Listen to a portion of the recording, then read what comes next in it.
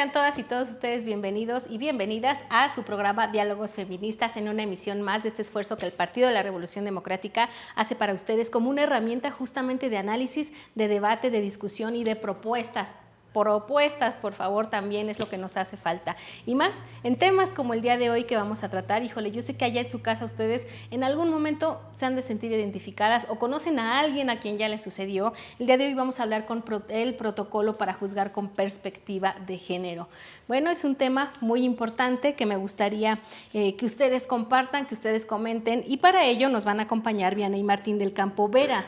Déjenme platicarles que ella es feminista, abogada especialista en género y defensora de derechos humanos, entre muchas cosas. ¿Cómo estás, Vianey? Me da mucho gusto saludarte.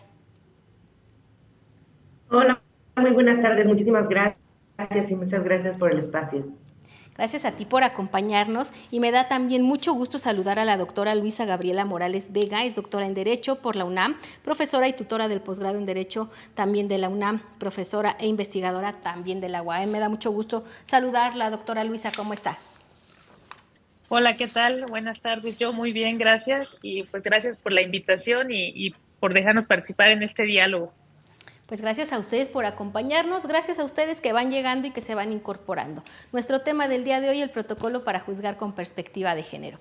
¿A poco no han escuchado o han leído alguna vez en las noticias, en las redes sociales, que los jueces, las procuradurías, la policía, las impartidoras e impartidores de justicia le dicen a las mujeres que básicamente lo que les sucedió pues fue su culpa?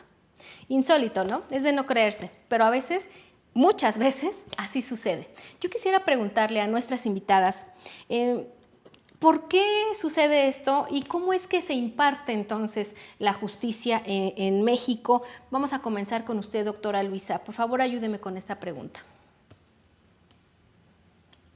Muchas gracias. Pues sí, fíjate que comparto esa opinión que ahorita vertiste sobre qué insólito, ¿no? Qué absurdo pensar que en este o en cualquier tipo de violencia o de crimen la víctima pueda ser, digamos, considerada culpable, pero fíjate que no resulta tan absurdo si reflexionamos un tanto en, pues, en dónde tiene su origen esta serie de creencias. Es importante siempre que hablamos, creo yo, ¿no? Esa es mi perspectiva. Siempre que hablamos de estos temas, siempre que hablamos de derechos o de temas que involucren los derechos de las mujeres y la violencia a la que se le ha sometido, se nos ha sometido a lo largo de la historia, pues es tomar en cuenta una serie de factores que van generando una subordinación política, social, económica y que afecta a todas las esferas de la vida.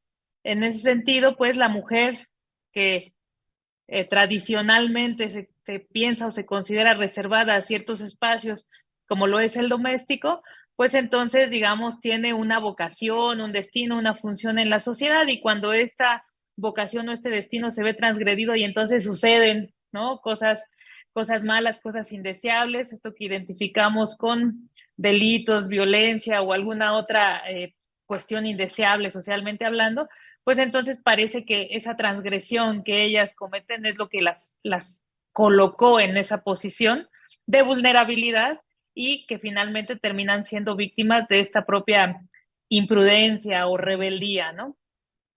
Gracias, doctora Luisa. Definitivamente la misoginia todavía abunda, permanece, y yo podría decir a veces que hasta va creciendo en algunos sitios, en las procuradurías, a la hora de impartir justicia.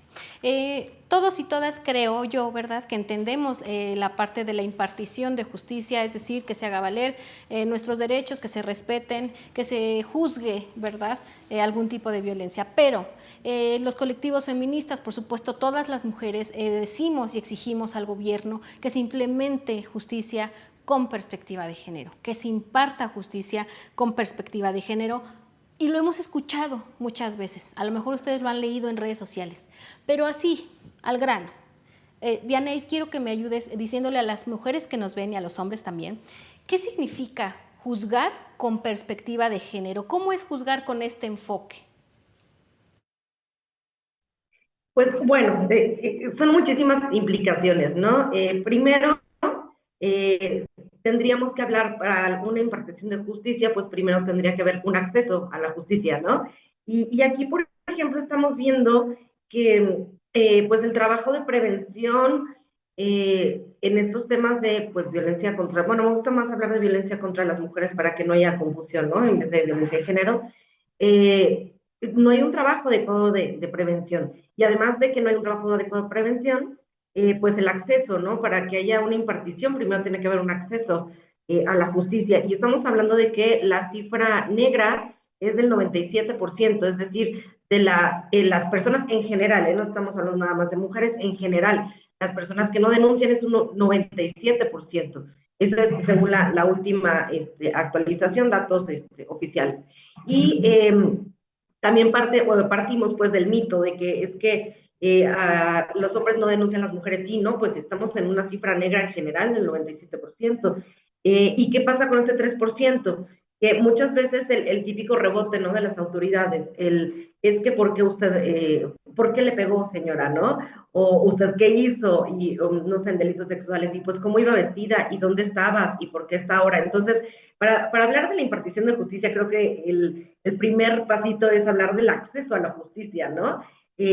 Además de que pues el proceso es un poquito cansadito, y sobre todo es cansado por la forma en que los entes o quienes detentan, ¿no? O ejercen más bien la justicia, los operadores del sistema de justicia, pues tienen ahí muchas cuestiones misóginas y machistas, por lo cual la impartición pues sí es un poquito de problema, ¿no? Sobre todo me gusta, bueno, quería explicar esa parte antes de meternos a la parte de la impartición, justamente para aclarar la renuencia que existe por parte de las autoridades, justamente, y es una cuestión de voluntad, para aplicar esta perspectiva de género. O sea, no nada más estamos hablando de que no tengan el conocimiento, sino no hay una voluntad, ¿no? Muchas gracias, Vianey. Y bueno, mencionaste algunos obstáculos que enfrentamos las mujeres y me gustaría, doctora Luisa, que que ahondáramos un poquito. Obstáculos, yo creo que ahí en su casa pueden identificar bastantes, el miedo como principal, ¿no? De que te da miedo, por supuesto, denunciar, ser revictimizada a la hora de denunciar, que no te crean.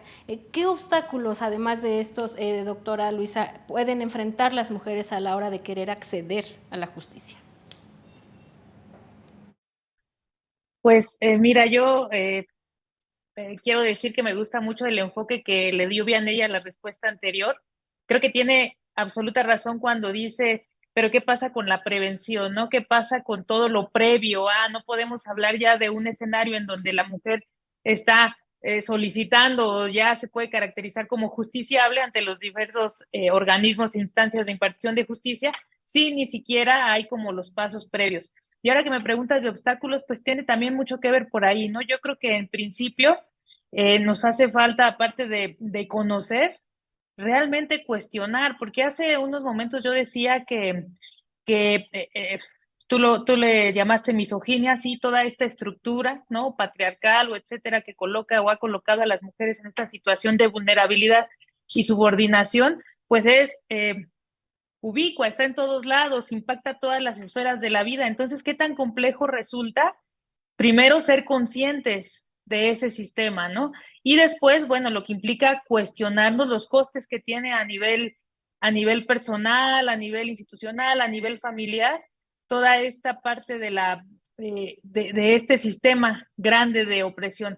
Tú decías hace ratito, a ver, de manera concreta, ¿no? ¿Qué es la perspectiva de género? Pues es difícil de abordarlo de manera concreta desde mi perspectiva, pues porque precisamente ¿cómo nos damos cuenta? Porque es fácil decir, la perspectiva de género es este enfoque, ¿no? Como hay unas definiciones, un enfoque que nos permite visibilizar las violencias, la estructura y tal, pero ¿cómo hacemos eso si vivimos inmersas en ese sistema, ¿no? Entonces, yo creo que un primer paso es esta, y ese sería un obstáculo primordial, ¿no? Incluso un preobstáculo, si lo queremos ver como de esta forma, cómo darnos cuenta de esta situación de subordinación, cómo identificar que las dinámicas propias de la vida, de la sociedad, en el matrimonio, en la familia, en el comercio, etcétera, están imbricadas, están moldeadas incluso desde su origen por esta relación asimétrica entre los sexos, ¿no? Y bueno, ya una vez que, digamos, podamos tener esa conciencia, esa sensibilización e identificarlo,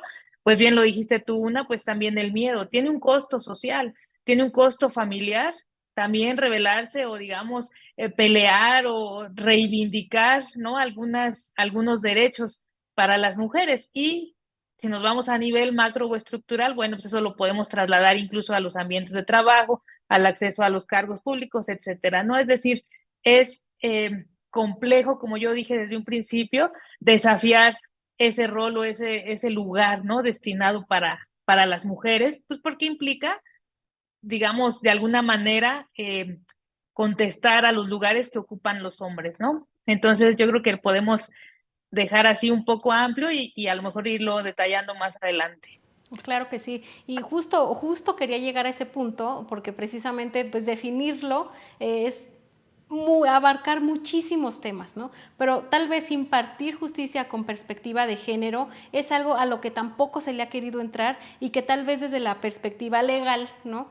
Sí podríamos definir de manera más específica. Aún así, hay mucha resistencia, Vianey, a juzgar a los asesinatos de mujeres como feminicidios. Yo quisiera preguntarte si esta resistencia se debe justamente al desconocimiento, a la falta de perspectiva de género a la hora de juzgar, o definitivamente es a la aplicación de una justicia desde una concepción patriarcal, o ambas.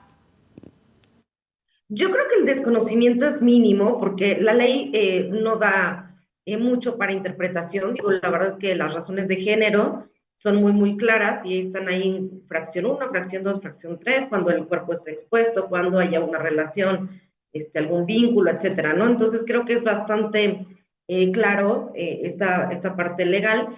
Yo creo que más bien es una resistencia social, por así llamarlo, cultural, en un primer lugar, ¿no? Hay una resistencia a decir feminicidio, ¿no? Es feminicidio y suena muy fuerte. Eso por un lado.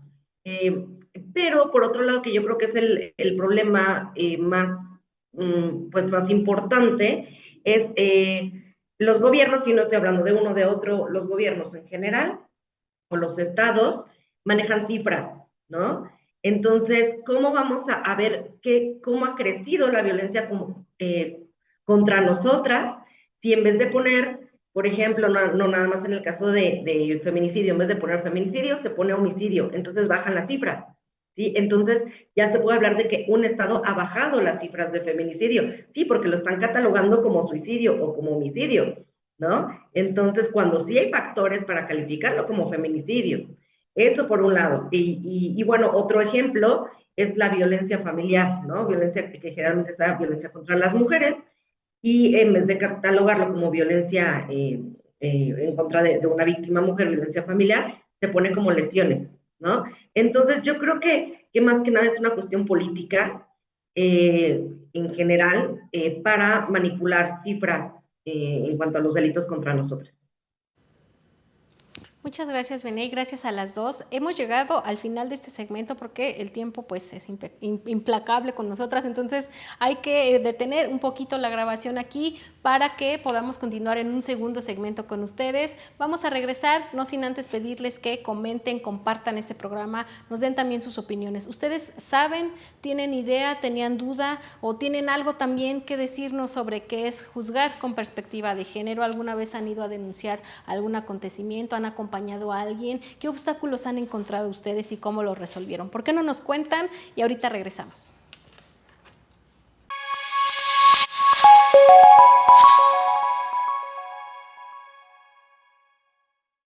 A diario, en México nos están matando alrededor de 11 mujeres, desapareciendo a 6 y violando a 65.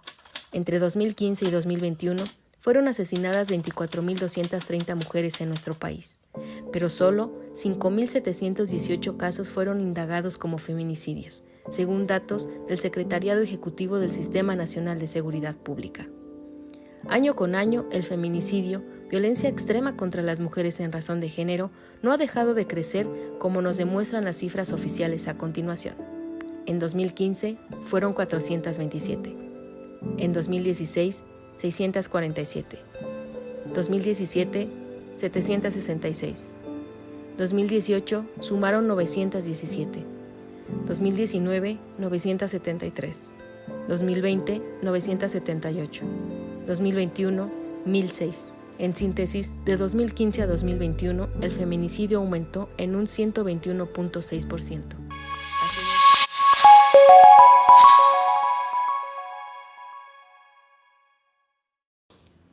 Así de rápido, ya, regresamos con ustedes aquí en Diálogos Feministas. Yo quisiera, no, espérenme, lo dije al revés, ¿verdad? No, ¿sí lo dije bien? Pero me equivoqué, es que estoy viendo el otro nombre del otro programa, perdónenme. Ya se me cruzaron aquí los cables con tanto programa. Va de nuevo. Vamos, 3, 2. Ya estamos de regreso, así, rápido, aquí con ustedes en Diálogos Feministas. Gracias por compartir, por comentar este programa. Hemos estado recibiendo sus comentarios, por supuesto que los vamos a leer, por supuesto que también nos gustaría y nos encantaría que ustedes vinieran a su programa, a este espacio, a que estuviéramos aquí todas platicando y dialogando sobre estos temas tan importantes como el día de hoy, protocolo para juzgar con perspectiva de género. Y sobre esto quisiera preguntarle a las dos, ¿qué estereotipos tendríamos que desmontar para que pudiéramos garantizar que las mujeres gozaran de justicia con perspectiva de género? Me gustaría, si me ayuda, doctora Luisa, vamos a comenzar con usted. Adelante. Decía yo que sí, es una pregunta muy compleja, pero creo que podemos tener ciertos ejemplos que nos ayuden a visibilizarlos, ¿no? Uno de los estereotipos dominante y que impacta fuertemente a la impartición de justicia es este de la mujer como un sujeto únicamente de la vida privada o doméstica, que ya mencionaba anteriormente, ¿no? Y lo vemos, por ejemplo, en la sentencia de la Corte Interamericana sobre el caso Atenco, en donde en realidad las agresiones que sufrieron estas mujeres por parte de los agentes estatales, pues fueron como una represalia por osarse, ¿no? A estar manifestándose y a estar haciendo actividades que no son propias de una mujer, porque así lo dicen tal cual, ¿no? Si hubieran estado en su casa, no les pasaría nada de esto. Creo que otro también de los estereotipos que se ve de manera más o menos clara en la impartición de justicia es este de las obligaciones de la buena madre. ¿Cuántas, no, mujeres imputadas, procesadas por delitos violentos, delitos de sangre, homicidios, lesiones graves en contra de sus propios hijos, pero que no infringieron ellas, sino sus compañeros sentimentales, ¿no? O las personas que tenían a su cuidado a sus propios hijos y ellas estaban ausentes, ¿no? Entonces yo creo que estos serían, como para empezar, dos de los grandes estereotipos que impactan, como ya dije, a todos los ámbitos de la vida de la mujer y en la sociedad, pero que en materia de impartición de justicia cobran especial relevancia porque entonces tornan de alguna manera nugatorio este acceso o esta participación efectiva, ¿no? Que pudiera haber a favor de los derechos de las mujeres. Yo me quedaría con esos dos para empezar. Muy bien, muchas gracias, doctora. Vianey, ¿qué otros estereotipos consideras que hay que desmontar? Cuéntanos. Gracias. Bueno, yo sobre todo lo que más he visto en los procesos penales es, bueno, por un lado, la criminalización de la víctima, ¿no? Que se le culpa a la víctima por lo sucedido, cuando el culpable, pues, es el imputado, acusado, depende del momento, ¿no? Del proceso. Entonces, justamente, ¿no?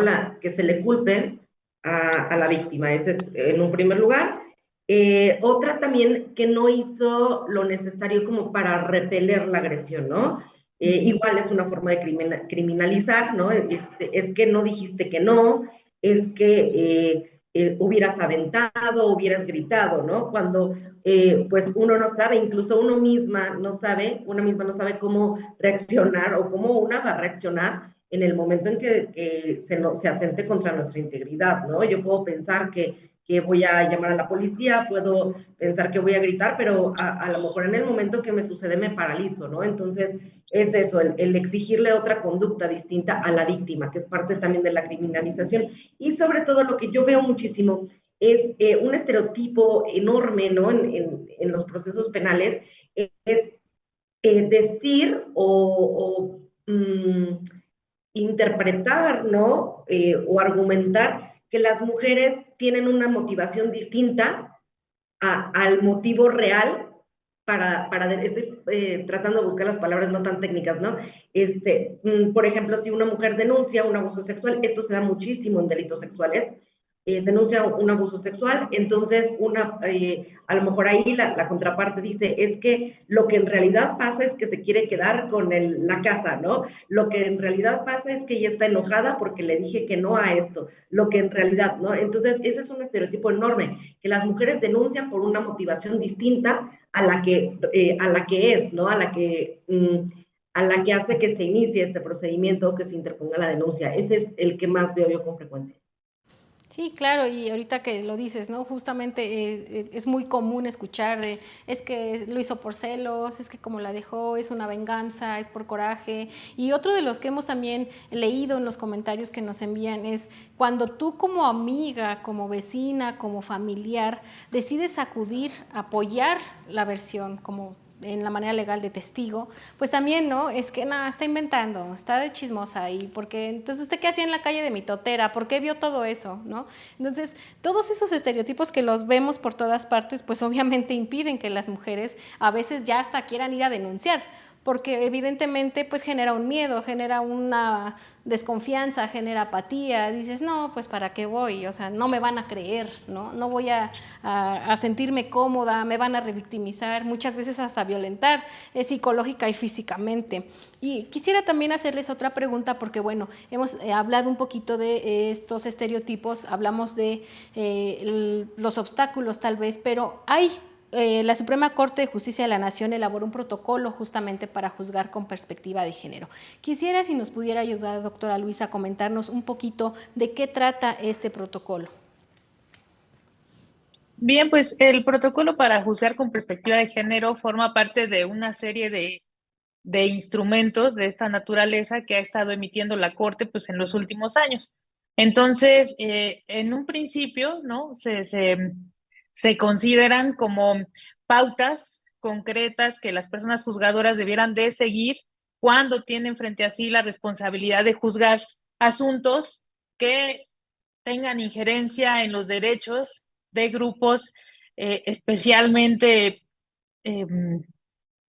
ya es un tanto anacrónico hablar de esto de los grupos vulnerables, ¿no? Ahora llaman de atención prioritaria, cosas así, pero grupos que históricamente o estructuralmente han sufrido de ciertas desventajas, ciertas violencias, que los propios principios, que el derecho enarbola, como la igualdad, eh, así tajante, ¿no? Como sujetos abstractos tenemos, como sujetos de la ley, o esta universalidad, o una serie más de principios, pues impiden aquilatar debidamente las diferencias que los diferentes grupos poseen, ¿no? Parten de la idea de que el derecho concibe a un sujeto único, absolutamente racional, objetivo y con una serie de atributos que de este lado del mundo se le han dado al sujeto, digamos, jurídico y social perfecto, pero pues que cuando las personas no cumplen con eso, como ya saben, ser hombre, heterosexual, propietario, cristiano,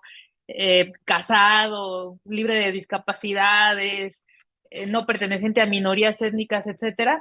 Entonces, cuando las personas no llegan digamos, a ajustarse a ese modelo abstracto, y yo diría no solo hegemónico, sino único de humanidad que el derecho y en sí la modernidad ha establecido, pues entonces caen en situaciones de desventaja, pues estructural, pero tan grave que son invisibilizados por el resto del sistema, ¿no? Entonces estos protocolos como que intentan dar pautas y hacer reflexionar y cuestionarse a los juzgadores y a las juzgadoras, bueno, ¿qué pasa respecto de las personas que no se ajustan a esto, que no están en ese, digamos, esquema de privilegios, si lo podemos llamar así?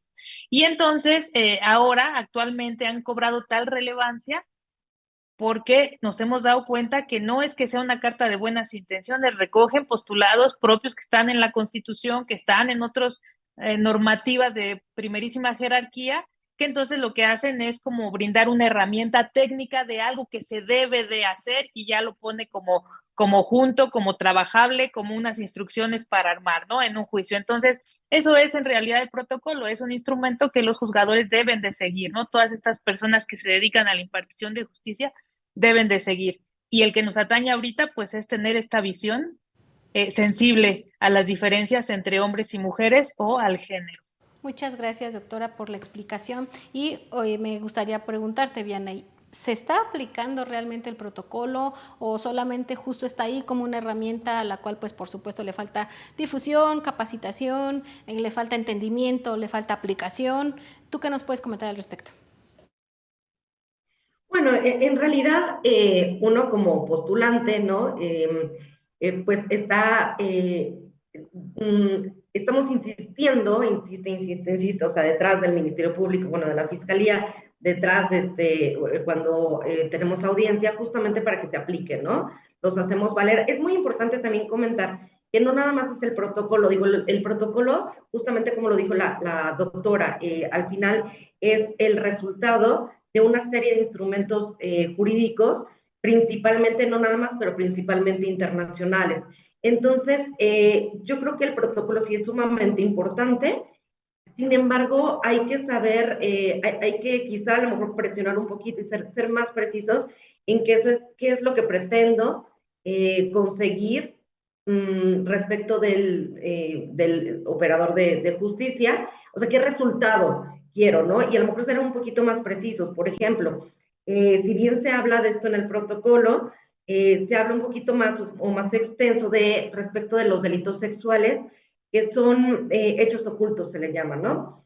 Y para esto, por ejemplo, está la sentencia de la Corte Interamericana de Rosendo Cantú contra México, numerales 89 y 91.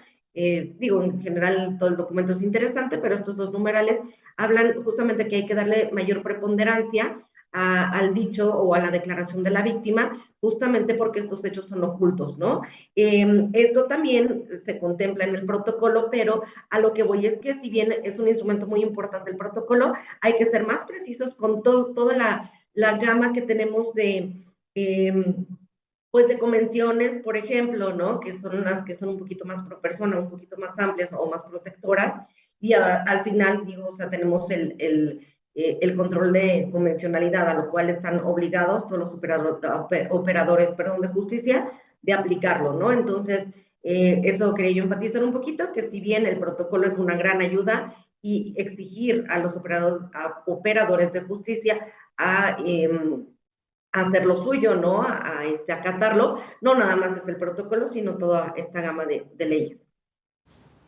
Muchas gracias, Vianey. Y para terminar este segmento me gustaría preguntarles, ya como parte final, si ¿tienen ustedes algún ejemplo que nos pudieran compartir? ¿Han visto de cerca algún caso donde no se haya juzgado con perspectiva de género y se hayan vulnerado los derechos de una mujer? Sé que casos hay muchísimos, pero que ustedes nos pudieran compartir justo para ejemplificar y que quien nos ve pueda tener un poquito más la idea de en qué situaciones estaría una mujer cuando no se juzga con perspectiva de género. Doctora Luisa, usted ha sido testiga, conoce algún caso, a lo mejor mediático tal vez también, que también ha habido muchísimos, que nos pudiera compartir o recordar para que quien nos ve lo pueda entender un poco mejor.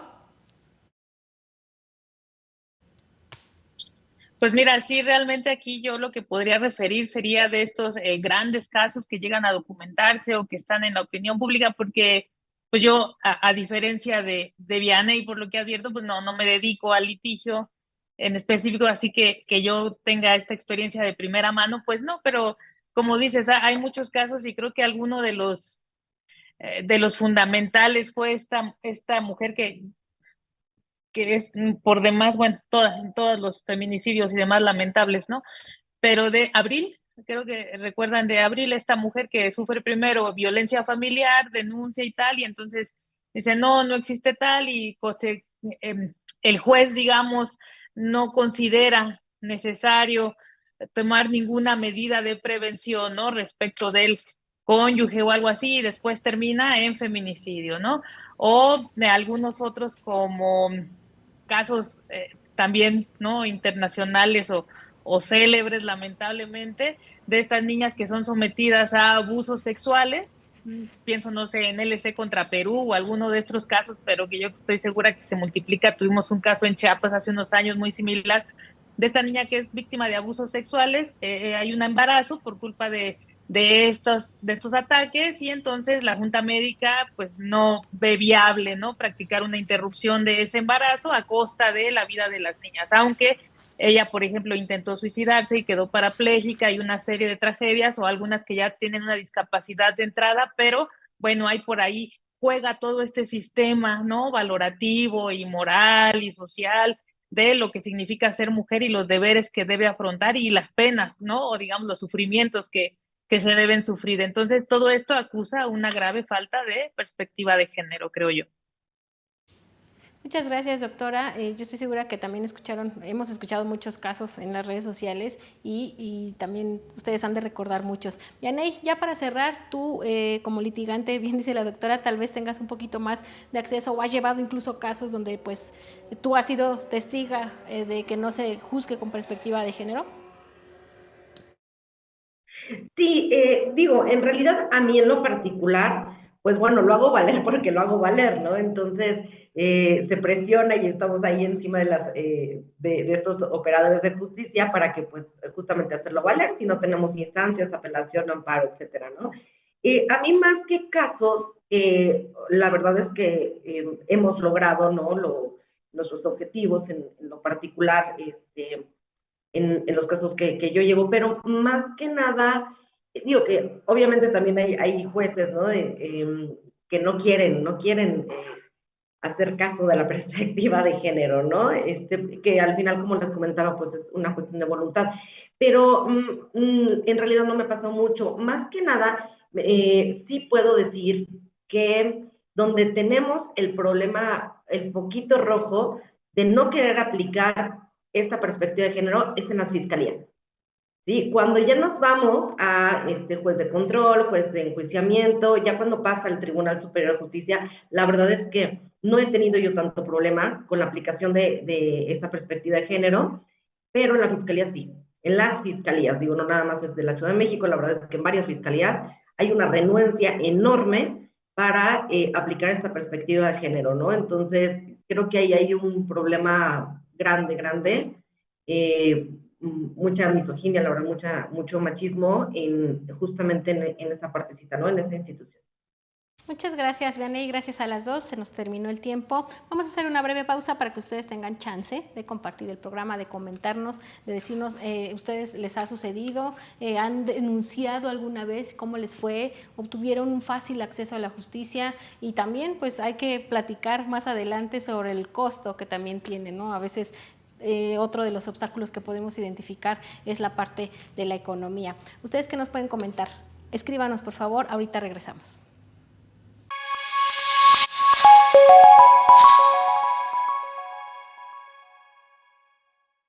En los primeros 9 meses del 2022 fueron asesinadas 2.847 mujeres, pero solo 711 casos se tipificaron como feminicidios, los cuales se incrementaron a 792 en el mes siguiente.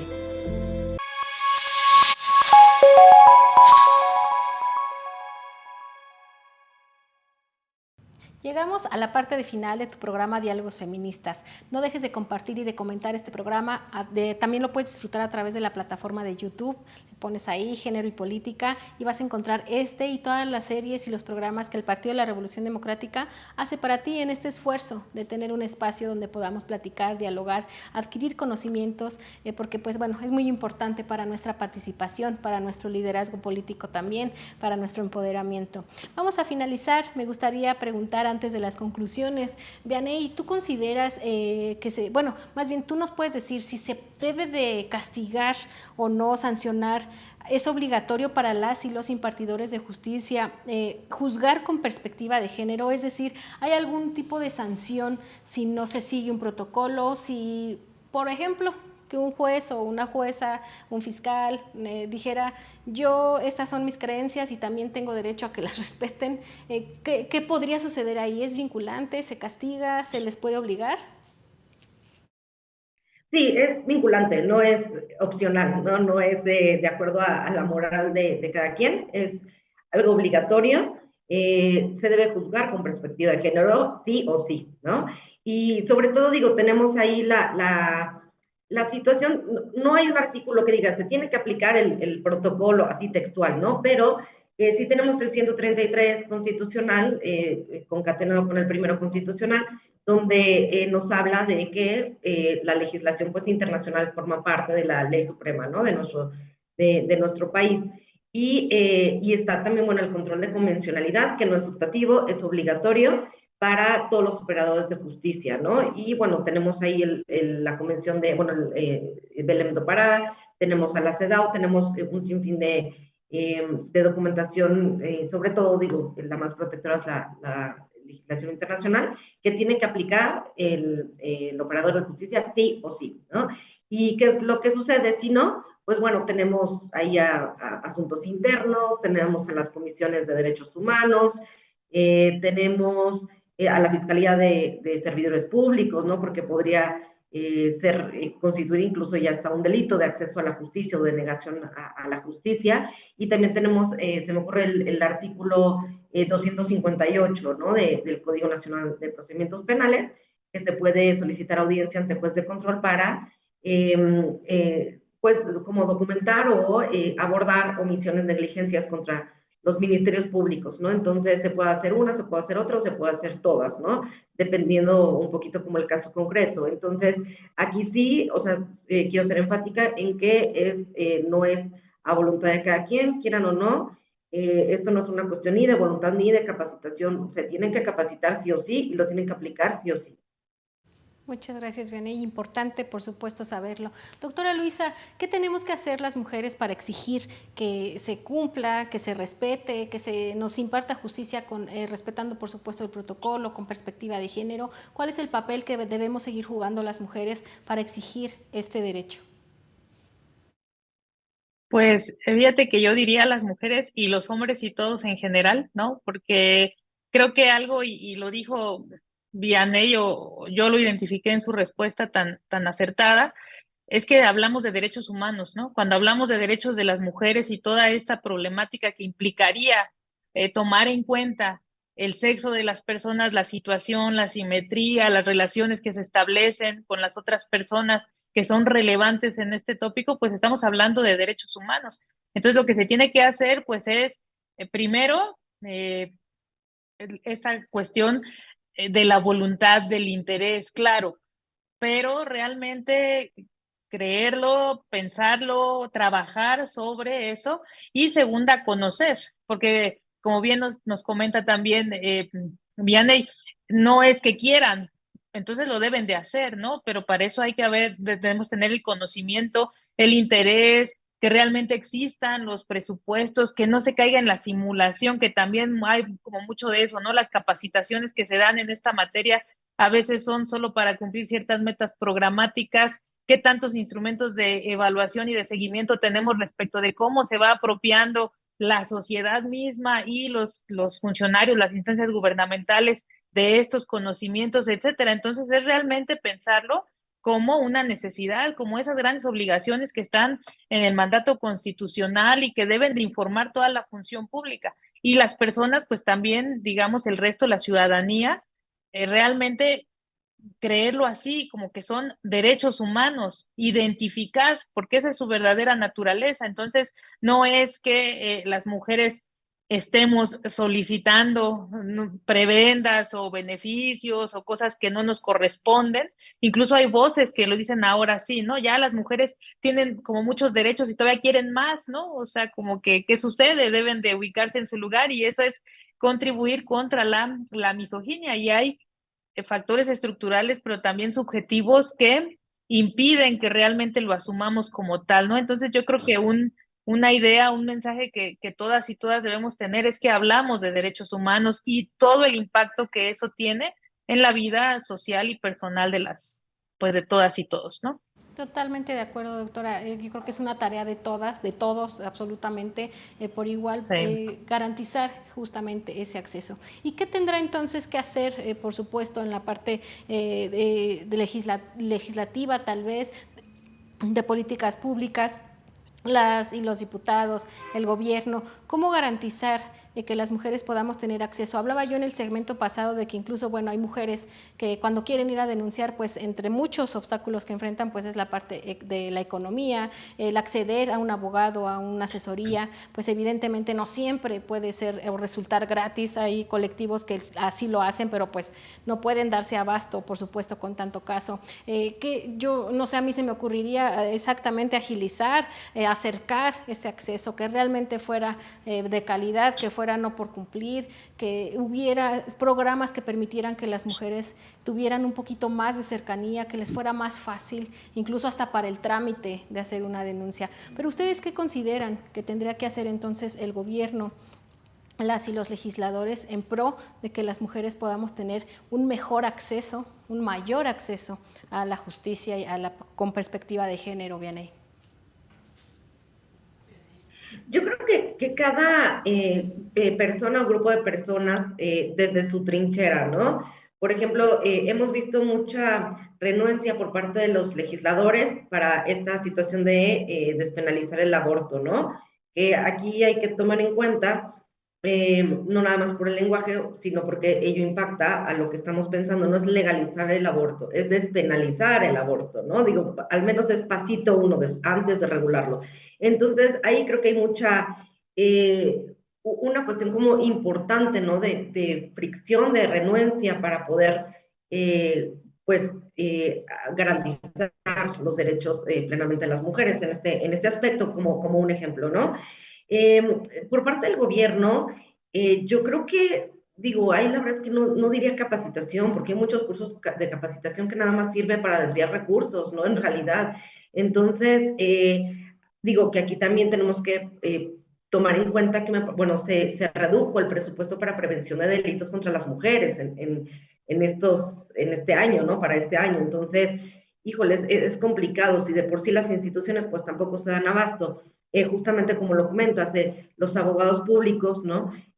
Pues a veces hasta ni siquiera las víctimas los conocen. Y no porque sean malos los abogados públicos, sino porque tampoco se dan abasto. Hay muy poco personal en las fiscalías para atender la demanda de todos los delitos. Entonces, ¿qué es lo que pasa con las mujeres? Se terminan yendo, terminan abandonando los procedimientos, ¿no? Entonces, yo creo que aquí hay una falta de voluntad por parte del gobierno y por eso reclamamos y por eso nos movilizamos las mujeres, los colectivos, que es un gran apoyo. La sociedad civil es un gran apoyo en sus diferentes formas, ¿no? Colectivas, asociaciones en defensa de las mujeres.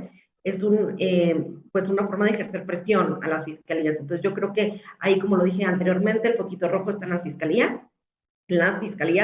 y yo creo que aquí sí habría que presionar para que tengan un poquito de más voluntad para que las mujeres realmente accedan a la justicia y se les procure y un buen trato durante todo el procedimiento, porque hay muchísimo maltrato también.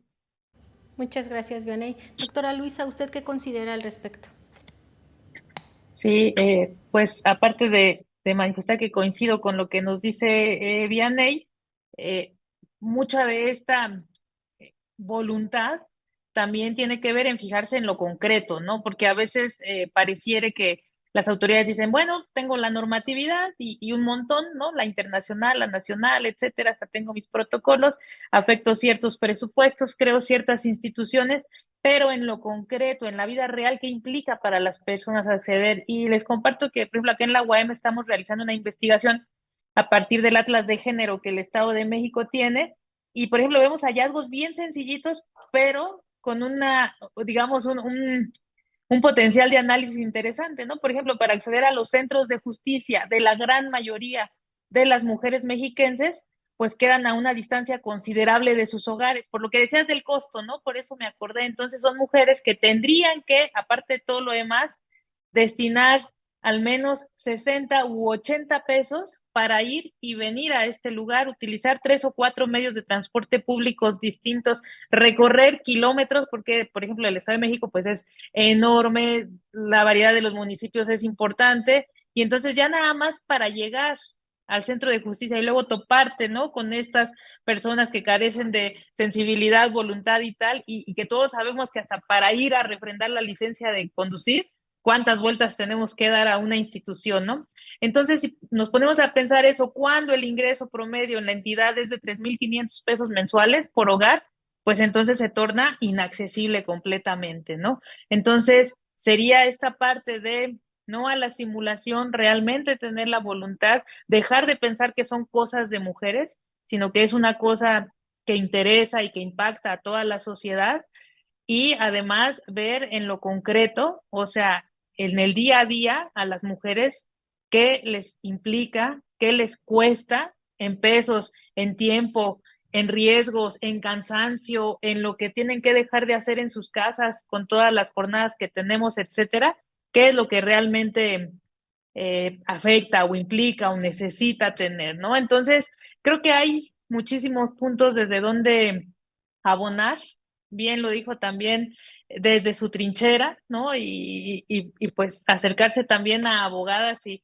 defensoras que tienen estas perspectivas, ¿no? De hay que hacerlo porque hay que hacerlo y tener esta conciencia de la necesidad y de la obligación que se tiene, ¿no? Pero digo, ¿qué se puede hacer? Hay muchas cosas desde lo más individual o personal, como este ejemplo que les pongo, hasta, bueno, las grandes eh, acciones gubernamentales, ¿no? Como sería este protocolo.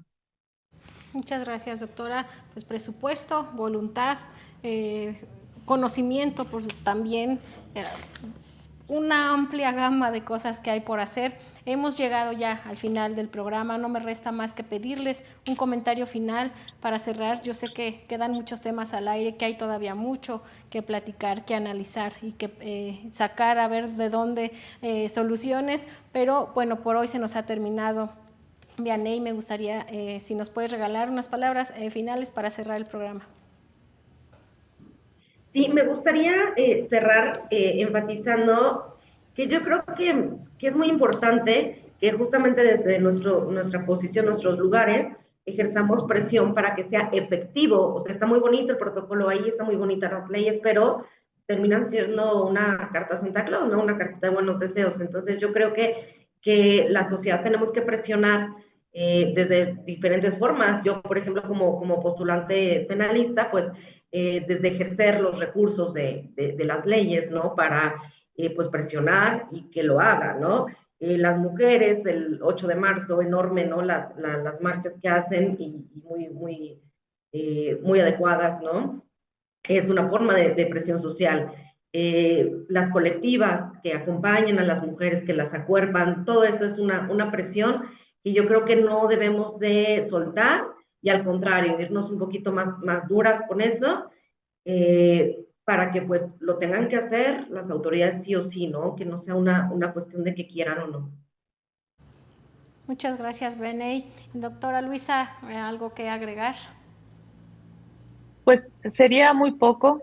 La verdad es que sí, todos los sectores de la sociedad, e independientemente de si somos hombres o mujeres, tenemos algo importante que hacer en esto, pero también yo apostaría por por ejemplo, hablo desde mi posición, ¿no? Como académica, como profesora, realmente dejar de ver como algo desvinculado los derechos y las cuestiones de mujeres con el resto de las cosas. Claro que esta diferenciación yo entiendo y sirve precisamente para visibilizar las vulnerabilidades y las condiciones de distinción que generan las desigualdades, pero sí realmente insistir, ¿no? Insistir en adoptar esta perspectiva, este enfoque, este modo de analizar las cosas que cuestionan, ¿no? Desde su creación, los distintos vínculos y relaciones que como sociedad vamos creando, ¿no? Yo creo que esa es una labor que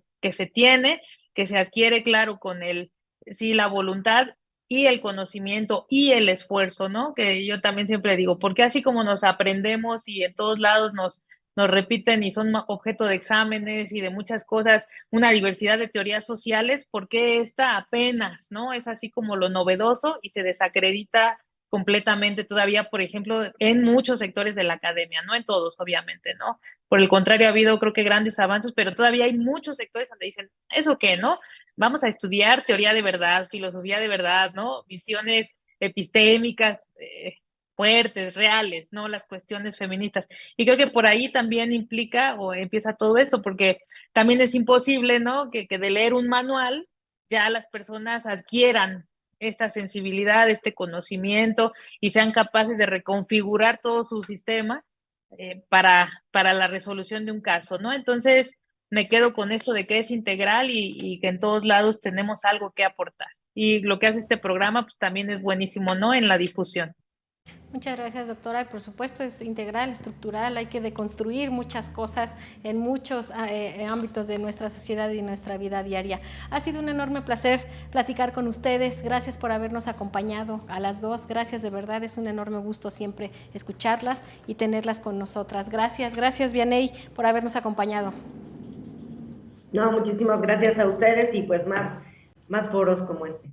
Gracias, Vianey. Doctora, igualmente le agradezco mucho su participación. Gracias a ustedes y un gusto conversar con ambas.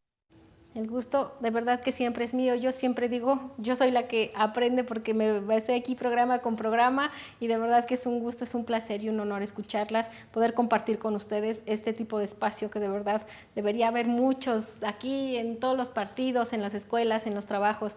Ojalá que no sea una utopía mía que en algún futuro este tipo de espacios esté por todos lados y en todos lados haya foros, programas, talleres, cursos, todo lo que tenga que haber para que las mujeres podamos seguir avanzando en el goce pleno de nuestros derechos. Muchas gracias, ha sido un placer. Yo soy Gaby Juárez, nos vemos en la próxima.